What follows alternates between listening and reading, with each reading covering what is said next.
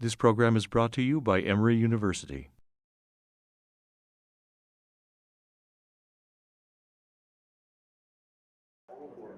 Good morning, everyone. We're going to go ahead and get started.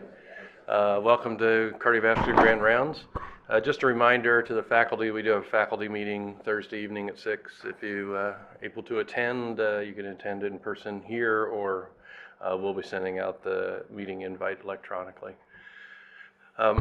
With that, welcome to Cardiovascular Grand Rounds. This morning we have Mike Lloyd with us. Mike, as you all know, is one of our excellent electrophysiologists. He did his EP training here and has been on faculty ever since. His major role in that he leads the EP training program and is involved in lots of things as an entrepreneur and a scientist and well published. And he's going to tell us about amazingly, he's going to tell us about new tricks and toys in EP. Can you believe it? There's new toys in EP.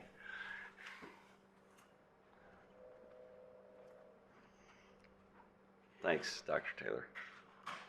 And thank you all for showing up 7:30 in the morning after Super Bowl. Let's see if I can pull this up. So I'd like to talk this morning about the Emory Experience with transcatheter pacing. And here are my disclosures. It's important to bear in mind that we're going to be talking about industry devices, and Emory was heavily involved with one of the trials, namely Medtronic, so it's going to be heavily slanted towards that specific device, and there's always the potential for bias. I think it's important, since we're talking about the next generation of pacemakers, to figure out and discuss a brief history of cardiac pacing. So please bear with me as we go through a little bit of history this morning. Albert Hyman was the man first credited with coining the term artificial cardiac pacemaker, which is still the same term we use today. And certainly the notion that electricity could stimulate myocardial tissue is centuries old. It's nothing new. And here is his initially hand-cranked artificial cardiac pacemaker, which delivered a current and gave pulses of electricity through a spinning interrupter disc, which I thought was pretty clever. And the pacemaker electrodes were these needles that you jab through the chest wall into the heart, as you can see here in this dramatic picture. This was doomed to fail, Dr. Hyman's model, simply because he thought pacing was important for cardiac arrest. And so he was trying to apply this in people with pulseless electrical activity and people that had sudden cardiac death, which, as we know now, pacing's not the way to go there. And only later was it discovered that this was more applicable to people with symptomatic bradycardia and heart block and Stokes-Adams attack. This is the first external cardiac pacemaker labeled as such. There were certainly earlier stimulators, and they were powered by plug-ins right from the mains outlet in the wall. Paul Zoll was really the man that brought pacing to its first iteration in humans. And you can see here, if you were unfortunate enough to have heart block, you could have this sleek and slim Zoll PM65 model, which comes complete with its extension cords and was kind of unwieldy, as you can imagine. These had to shrink, and the way they shrunk was closely related to cardiac surgery. The development of pacing paralleled advances in heart surgery. This, of course, is Dr. Lillehei up in Minnesota, who's some consider him the father of open heart surgery. because of his work on hypothermia, and most importantly, his ability to bypass people. And of course, his bypass machine wasn't a machine at all, it was the patient's father. And so he developed this idea of cross circulation, could open the chest, fix kids' ventricular septal defects. The development of pacemakers really paralleled the advances in open heart surgery. This is Dr. Lillehei, who would work on children, repair their ventricular septal defects, and had a real problem with post-operative heart block. And so he actually did a lot of the epicardial pacing implantation, the initial implants. He has a lot of the initial IPs for our good old epicardial wires, which really aren't much different than what we use today. So Halloween in Minnesota, 1957, there's a 3-hour municipal power failure. And one of Dr. Lillehei's babies died because of that power failure, because their pacemakers are connected to the mains outlet, and he'd had enough. So he called this man, an electrical engineer, who worked out of this building. You can tell it's Minnesota,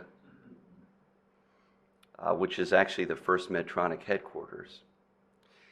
He developed a niche for himself because Mr. Bakken worked on electrical devices, hospital medical electrical devices. He thought that would be an important space.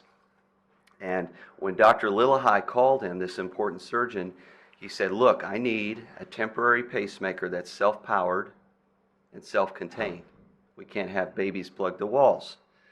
So Mr. Bakken, thinking back to his nighttime reading, remembered an article in Popular Electronics magazine for a metronome. And now transistors are being, were in vogue then, and he remembered this circuit diagram for a transistorized metronome and simply modified it and hooked it up to a battery and made this little box. And this is actually still, I remember in the animal lab at the University of Minnesota, you can still see this, his initial box that he constructed. So the story goes that he brought this box up to the dog lab for some vetting and testing, and then went home late one night. The next day, he was working on a different project and went past the surgical ward and saw a picture like this, where Dr. Lillehei, being rather impatient, took the thing and plugged one of his children up to it. And so now we're off to pacing. Getting the external pacing into implantable devices was really credited to these two men. And it's interesting, it's the same basic pair. It's a heart surgeon and an electrical engineer. They basically put these electronics, embedded it in epoxy, poured the epoxy in a kiwi, those shoe polish cans. That was their initial mold. And here we have the first implantable pacemaker. Now, you can tell there's not a lot of battery here. These things were initially powered by induction, so you had to spend 12 hours a week hooked up with these antennas around to get to recharge the battery. But this was really the first implantable pacemaker, straight out of a kiwi shoe polish can. Does anybody know who that is? No. This is Arne Larsen. This is the first pacemaker patient. He was implanted in 1958. He outlived both of these guys. He underwent 5 lead changes, 22 generator exchanges, and died while I was in training of an entirely different illness. So there's pacemakers in a nutshell. And from the 50s, 60s, sure, the iterations have changed a little bit, but it's still a pacemaker is a pulse generator connected to wires up until now. And so last year, They decided, two Fortune 500 companies decided intentionally to disrupt itself and design a leadless pacemaker. What was the push behind designing these things and putting them out to market? Well, one reason is that pacemakers are pretty common, okay? This gray line represents pacemaker implantations from 90s to 2006. And you can see it far exceeds implantable defibrillators, although there was a little spike with primary prevention, but the defibrillator implant rate has actually plateaued now. So it's far more common, 70, 80 per 100,000 than defibrillators, 2.4 million in this time period, and about 400,000 generator exchanges a year. Not surprisingly, just like with every other device and procedure we do, the implant rate in people who are sick, this y-axis are people basically with high morbidity index. The implant rate in people who are sick has exponentially increased. And that probably accounts for, or that's probably accounted for by the fact that our patient population is aging, and also we're more comfortable doing things on sicker people. But the worrisome thing about it is the complication rate. This is a picture of a biofilm. Whenever you implant metal, germs, if they're on a foreign object, create this substance, which is slime basically, DNA, polysaccharide, and it renders the infection or the infectious agent completely impenetrable to antibiotics. So you can't give people with infections antibiotics with pacemakers. That's why we're so compulsive about our sterility. This graph shows, using 1996 as a reference point, the increase in pacemaker, or the rate of pacemaker implantation and the rate of infection. And you see the slopes of these are off in a bad way, such that there were 200,000 implants in 2003 and 8,200 infections. But then 13,000 infections in 2006 compared to 223,000 implants. There's a 12% increase in pacemaker implant rate, but a 57% increase in infection rate. And the large majority of these are because of pocket-related infections, not secondary seeding.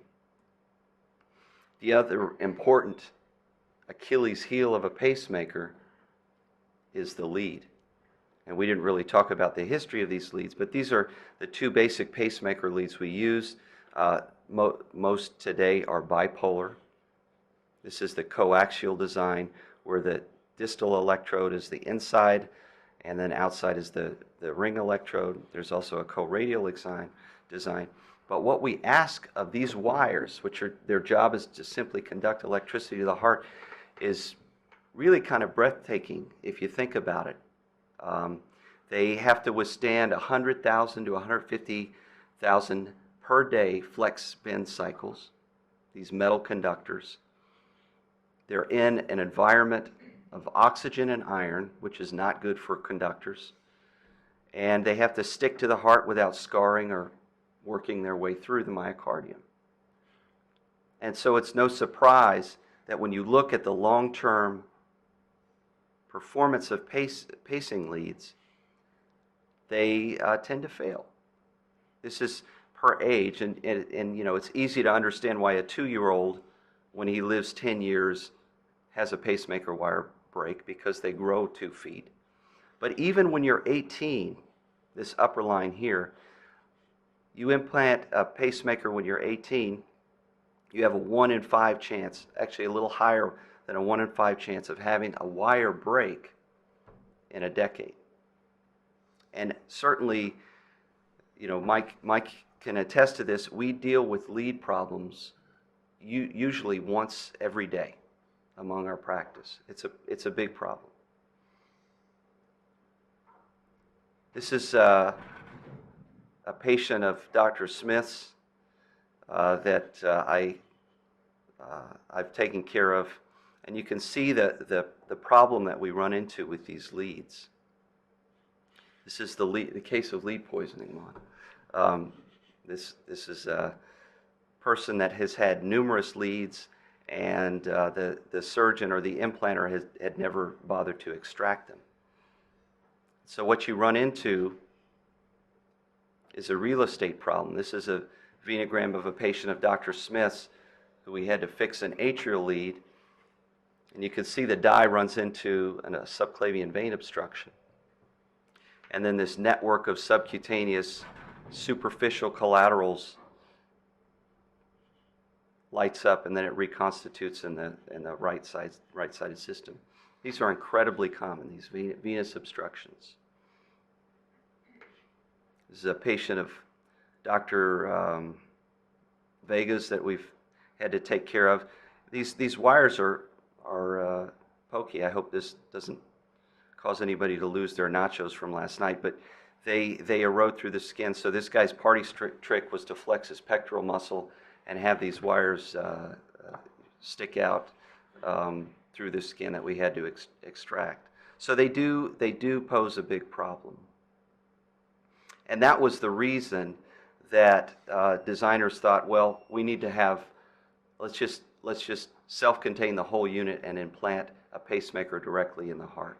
And like most apparently new technologies, you realize that someone's thought of it about 30 years ago. This is the original patent diagram of the leadless pacemaker, which was an epicardial system. And after $100 million of R&D, we've arrived to the transcatheter pacing systems. This one is Medtronic's model. This one is St. Jude Medical's model. They're about an eighth to a tenth of the volume of a standard pacemaker, and you can see the size perspective here. Medtronic's is a little shorter and stubbier, and St. Jude's is a little longer and thinner. The idea is to put these via Seldinger technique through the femoral vein. So you just basically do one IV, the right femoral vein, wire it up, advance a dilator. And I mean, these pacemakers are small, but they're not that small. So the dilator is about 23 French, which is a little under 8 millimeters, the size of your pinky. But you put this big tube up and then run an introducer that has the pacemaker affixed to it at the end, and then there's some release mechanism. The Micra pacemaker, the Medtronic model system, which is what Emory's Experience was with, uses a nitinol tine to affix it to the heart. The tines are expanded and extending out when it's in the introducer system. This introducer system is then abutted against myocardium. It's withdrawn, and the tines splay out and kind of catch the heart. At least that's the hope. The St. Jude Medical system is similar. The difference is that when you stick this introducer system in the RV apex, you have to twist and you basically corkscrew the device into the myocardium that way. How are they able to do this? There are a lot of obstacles that they've overcome. This is a radiograph, and I've made it to scale here, but this is a radiograph of a pacemaker. And the microcircuitry takes up maybe a third of the pacemaker volume. And it's no challenge to shrink that easily, because these things are actually pretty archaic. And the microcircuitry wasn't the big problem.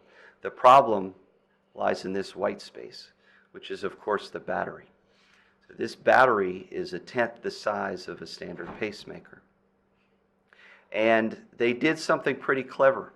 The battery chemistry has changed a little bit, but the other thing that they did had to do with alteration of how we deliver energy. So forgive me for putting up a nerdy EP pulse duration curve up, but this is important for this new generation of pacemakers. The ability to capture myocardium depends on voltage and the amount of time you deliver the voltage to the heart. This is the voltage on the y-axis. The x-axis is the pulse duration. There is a point in the heart where no matter how long you extend the pulse duration, you're not able to capture the heart. That's called the rheobase. That's the asymptote of this curve, which is the capture curve. And it just so turns out, and I'll spare you the math, that if you double that voltage and you trace it back on this curve and draw a line down to the pulse duration, this is called the chronaxy. This point, this pulse duration, is the most efficient stimulus time to capture myocardium. Pacemakers today, their output is nothing fancy. It's a constant voltage at 0.4 milliseconds. It turns out that 0.4 milliseconds is far beyond the natural chronaxy of most humans. It's excess pulse duration. And so we're out here where the most efficient pulse stimulus is about 0.24. And what happens, this is the amount of energy wasted depending on where the pulse duration is. What happens is there's a lot of energy that's just burnt. That's, I guess, not a big problem for the pacemaker companies because you just change their batteries more. But it became a problem with these little devices. So they actually shrunk the pulse stimulus down to 0.24, which is a little different. How big of a deal is 12.5%? Well, this is a graph that shows if you're pacing all the time, which most of these pacer candidates that we have are, the difference between in years and longevity of 0.4 stimulus versus 0.24. And you can see it does save years on the battery, at least a year. So that was an important development. And indeed, when they looked at the patients that have these devices in, several hundred now, not thousands, they're projecting longevities that are far beyond normal pacemakers. The blue line is the Micra, the Transcatheter system, and these other colored lines are prior traditional transvenous systems. Please keep in mind projections are notoriously optimistic by these engineers, and we'll see when that time comes. But at least these devices with much smaller batteries are projecting to last at least as long, if not longer, than normal pacemakers. The other question I'd had when we were initially approached about doing these pacemakers is, how does rate response work? Pacemakers in a dependent patient have a little mass, a seismic mass inside the pacemaker embedded on a piezo-resistive material, so that when you move, it flexes that material, generates a current, and it tells the pacemaker, okay, this guy's walking up the stairs, let's increase the rate. Rate responsiveness is really important. But when you put the entire pacemaker in the washing machine motion of the heart, that's not going to work.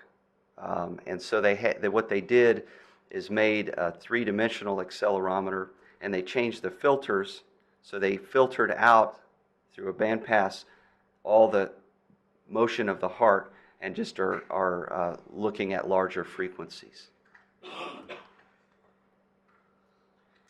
So the implant for both the Medtronic system and the St. Jude system is the same, essentially. It's placed up through the leg, through the tricuspid valve, and placed directly in the heart. This is a patient of Dr. Guyton's who has a junctional escape. You can see there's a tricuspid bioprosthesis and a prior mitral. And this is the introducer sheath, and you can see us kind of trying to wiggle this device through the tricuspid valve.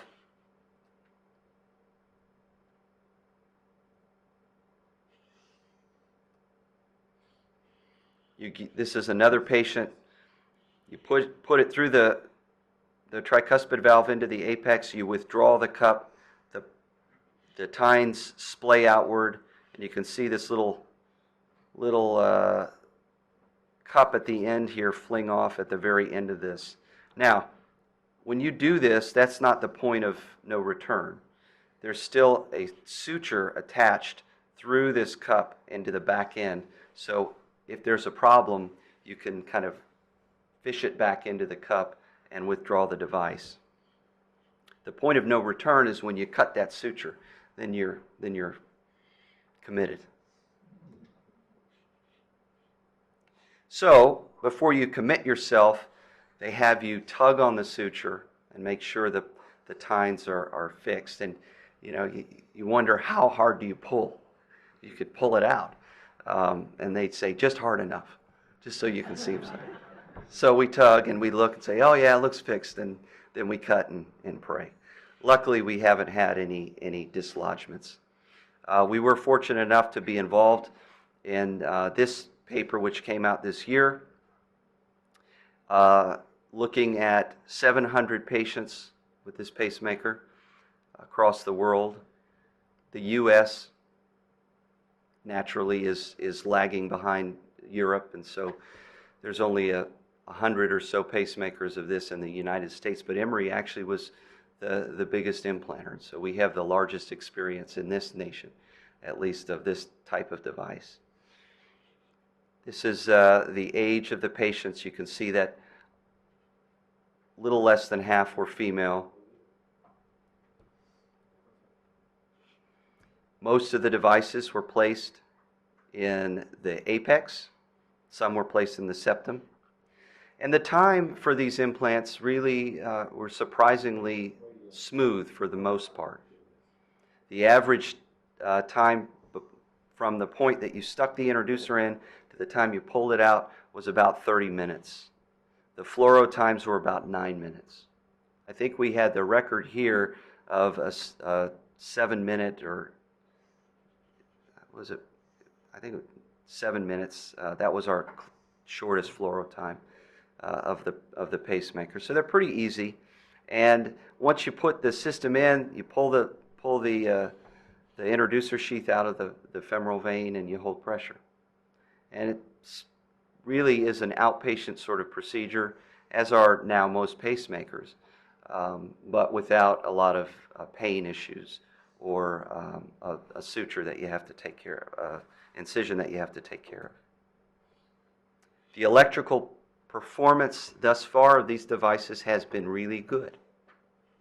The thresholds have been stable. The R waves, the ability to sense the intrinsic electrical activity of the heart, has been good, has actually increased. And the impedance, the resistance to electrical flow, has also been nice and stable, at least out to a year. But all we have is about a year. So how often do we hurt patients by putting this new device in?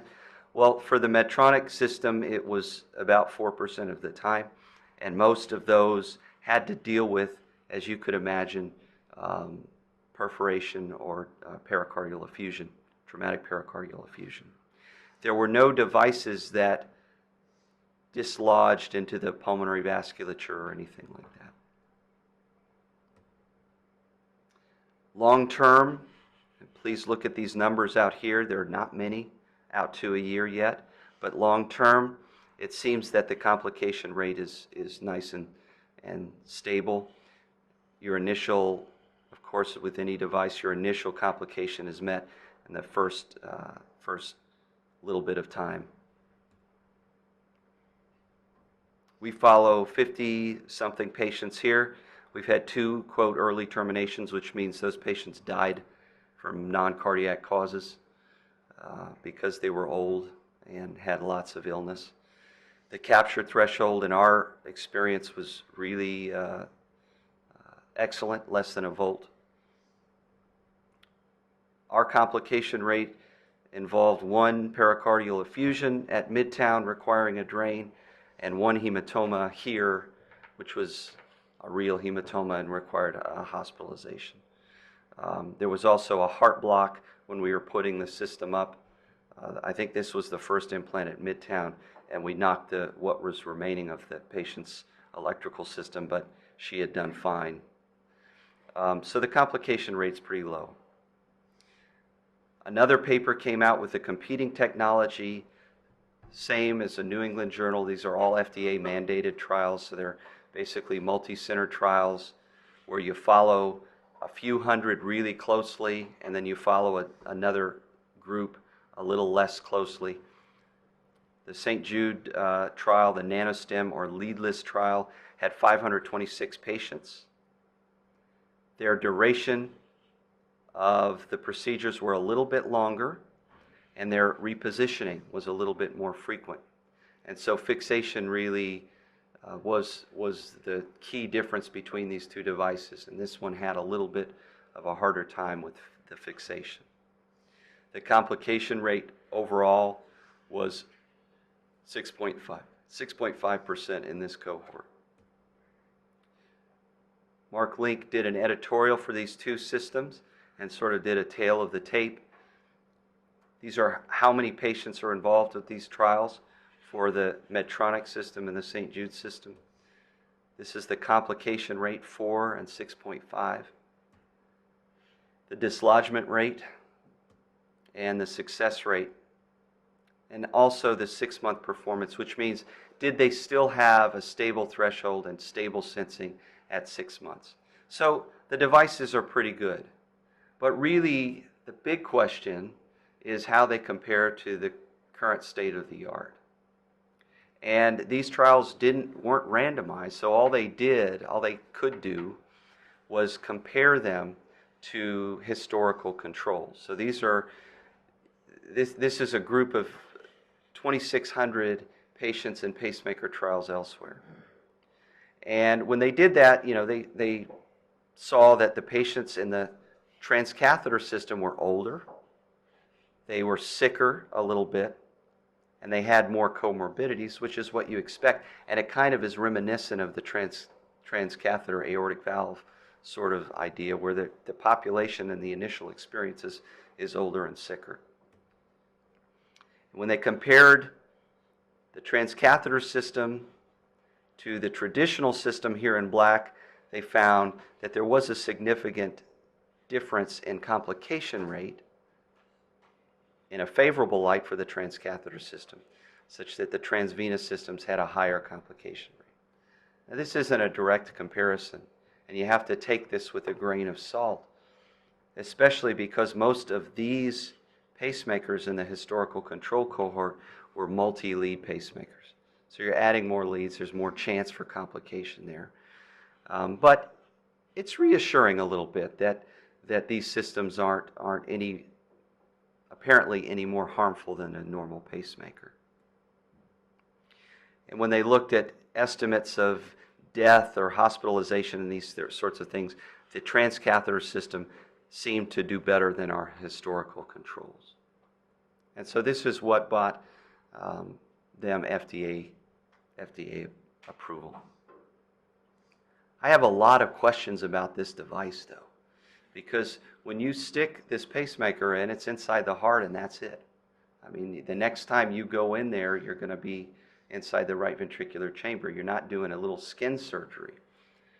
This is a trichrome stain of an animal model of a pacemaker of the Medtronic system, and you can see the nice outline of the tines. And it's relatively atraumatic when you compare it to a standard system. This is the screw-in model, the St. Jude model. You can see there's some fibrosis here. But what about the battery exchange? So how do you get these things out? And there is no tool suite yet developed by either company to remove them, which I think is a little shocking and maybe a little short-sighted. Now, they're working on that, and it is a lot of fun if you're procedurally oriented to try to fish these out in animals in the Minnesota lab, but in a human it's going to be challenging. There are case reports of extraction, and they did have the foresight, both companies, to put a little button on the end intentionally to snare the device from the back end. And the idea will be that we basically put this garden hose up through the femoral vein. We use some sort of steerable sheath, and usually it's with an Amplatz gooseneck snare, and you can snare the back button and kind of yank the whole system out. So that's going to be the idea. Now, I think both companies are going to develop their own set of extraction tools, but they're not there yet. So now we're just fending for ourselves. This is a example that was from Europe, where they used a special set of tools through.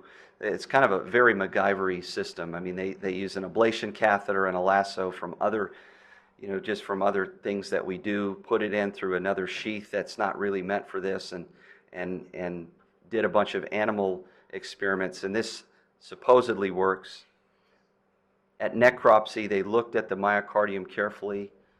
There was some rupture of the subvalvular apparatus and some fibrosis, but nothing more than what you'd expect for a standard extraction.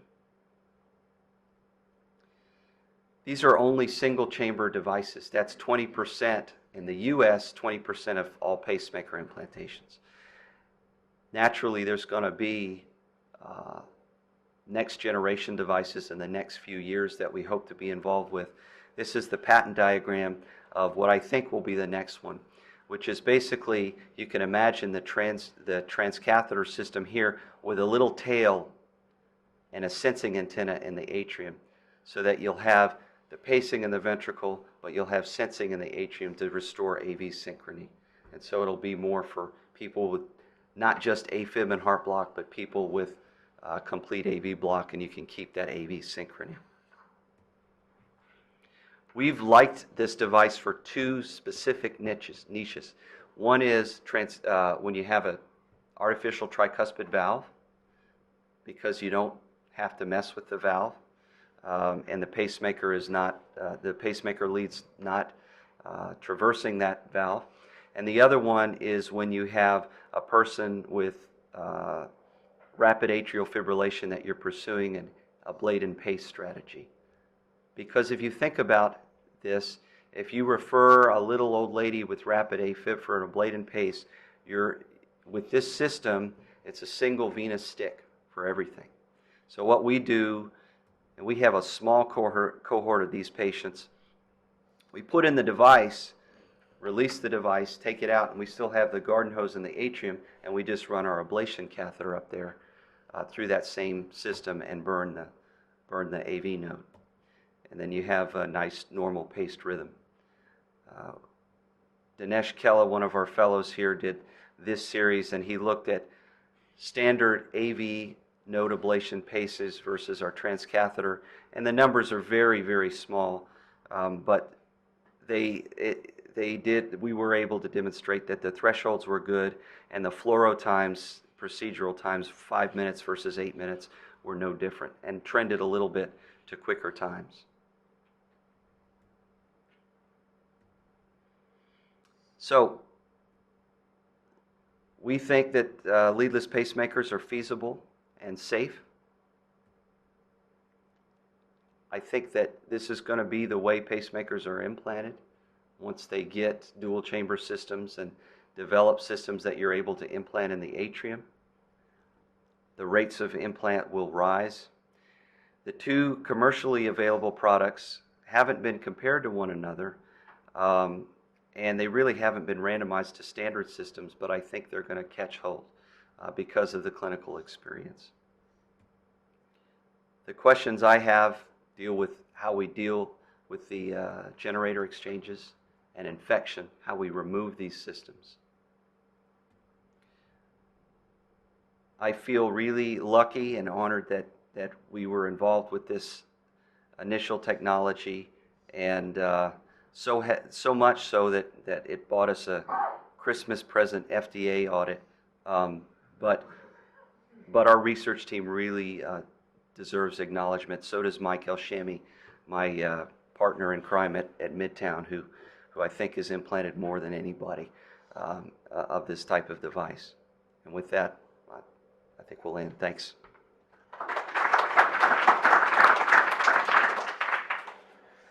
Thanks, Mike. That's great. Start with one question. How about interrogating these things? Do you have similar technology to do that, just like we do with the regular pacemakers? Are we able to follow them the same way? That's a great question. They use the same basic machine, the wand. One of the contraindications of this is an enormous person. So if you have greater than 12 inches, it can't communicate. The telemetry is a little different than standard pacemakers because it uses a combination of RF and conductiveness, but it's the same basic machine. Same basic machine. Yes, Dr. Guyton. Or I'll repeat it if you want.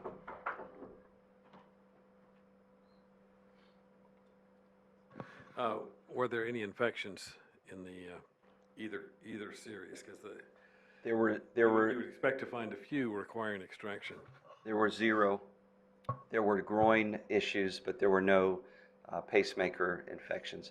What I think will happen is because most infections acutely have to do with poor surgical technique, and it's all about the pocket. What I think will happen with these is the infections will be seeding from a dialysis patient, which usually happens a year after.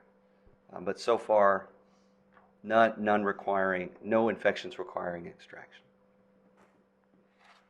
Yeah. Mike, you brought up the recharging or the battery life issue. How did they get this through without addressing that? How long of a battery life would you expect? And then are there any efforts to find a way to recharge this rather than extract it and remove it? There must be technology that's evolving. Is that what they're thinking, or are they really working to extract and place a new one? They're working to implant new ones. I think pacemaker companies, I hate to be a cynic about it, but they're really not interested in putting a device that'll last a lifetime. They don't. I mean, defibrillator exchanges, that's $20,000 every 5 years, that sort of thing. So they don't have any plans that I'm aware of for recharging. Induction rechargeable batteries exist. It's just it's a big hassle. Patients don't like it. To be connected to something for hours, having this electricity go through. There was a pacemaker that lasted 50 years. It had plutonium in it, and it was great. And we've extracted those, except there was a regulatory nightmare around those devices. So unfortunately, I think it's going to be just battery, and in 5 years I might be up here saying this is how you extract them, or oops, these are really hard to extract. Mike, when you're talking about doing His ablations and the issue of RV pacing, chronic RV pacing, and how do you sort that out on somebody who may have, say, atrial fib but have some degree of diastolic heart failure, ejection fraction in the 45 to 50% range? I mean, a blade and pace strategy where you're just going to be pacing the right ventricle, you have to be careful for pacing-induced asynchrony and heart failure. So these patients were people with completely normal ejection fractions, and we're really on the frailty scale.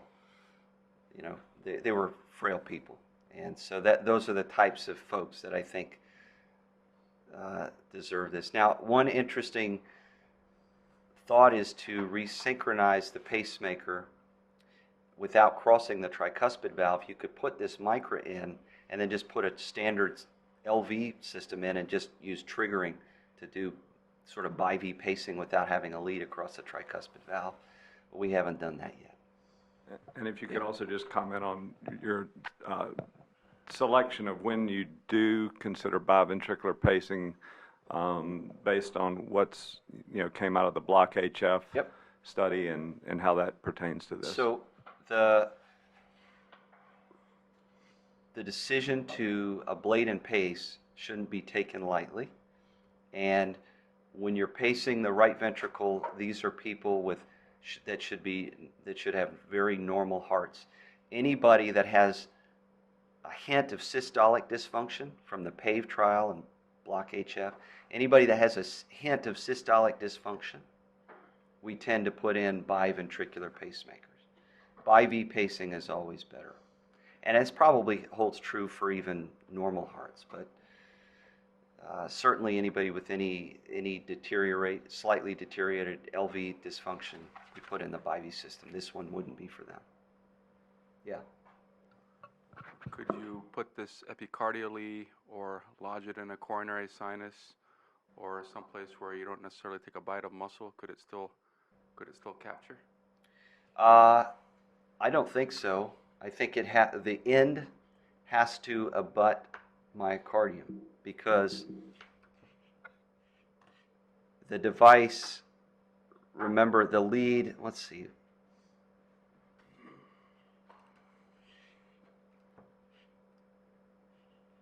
The tip electrode, this is the ring electrode here. The tip electrode is this little button at the end. So if you stuck it in a coronary sinus, the tip electrode's not going to be touching anything. I'm interested in putting these in atria, like Fontaine atria, right? But it's not advised by the company. The other thing that's not advised by the company, which I think is interesting, in the FDA labeling, it says extraction of an encapsulated device is not advised. So I guess you just leave them in. I'm sure we're going to see X-rays of about 4 of these things in folks, but not here. Let me ask you 2 more quick questions. So what's CMS thinking about these in terms of reimbursement going down the road, and then how much smaller will we get? Do you think? I mean, battery will eventually be really limiting, I guess. Yeah, I think the second question first, the battery is the limiting factor. And I would predict that these will get smaller, but not much so. Especially if the long-term experience shows that it doesn't mess with the subtricuspid valvular apparatus and doesn't cause a lot of scarring. These companies really put themselves on the line to disrupt themselves, and they're making us pay for that. I mean, so, you know, Medtronic, I read one article where Medtronic had spent $100 million in R&D. So they're charging, right now they charge Emory $9,800 for one of these. And that's in contrast to $1,000 maybe for a normal pacemaker. CMS is thinking about it, but so far, this is not a profitable procedure for the hospital yet. It will be, but it's not yet. Yeah, Rebecca. Along the same lines of being a little bit cynical towards the device companies, can we program the lead pacemakers differently to prolong their longevity now that we know about the interval? You can, and I don't mean to say that, you know, they're saying you have to deliver this pulse width. That's all programmable features, but the reality is that most non-EP sort of implanters, whatever the settings are out of the box, that's what they deal with. And so most patients are walking around with pulse widths of 0.4. But yes, it is programmable. Well, with that, thanks a lot, Mike. That was fantastic. That was great. The preceding program is copyrighted by Emory University.